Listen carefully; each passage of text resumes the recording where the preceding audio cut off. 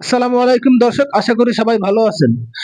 দর্শক, আপনারা viral content creator আলামিন হোসেনকে তো মোটামুটি সবাই চিনেন, যিনি ফানি ভিডিও তৈরি করে অনেক জনপ্রিয়তা অর্জন করেছেন।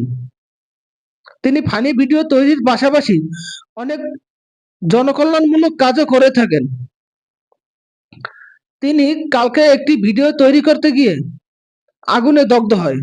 তিনি পানিতে পেট্রোল ধরিয়ে গোসলের যে ভিডিও তৈরি করতে গিয়ে আগুনে দগ্ধ হয় এবং তাকে উন্নত চিকিৎসার জন্য ঢাকায় রেফার করা হয়েছে।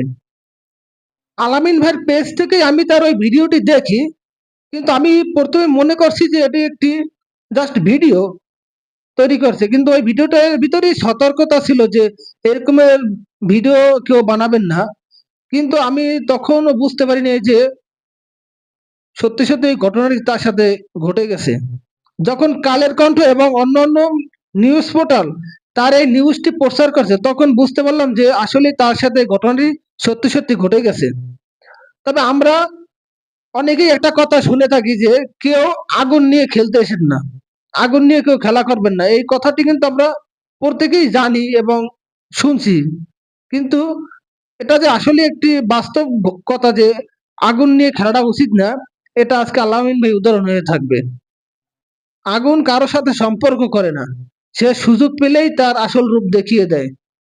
তাই সবারই উচিত আসলে এই ধরনের কন্টেন্ট থেকে এড়িয়ে থাকা, যে এই কন্টেন্ট গুলো তৈরি করতে নিজের লাইফ ক্ষতিগ্রস্ত হতে পারে, নিজের জীবন ক্ষতিগ্রস্ত হতে পারে।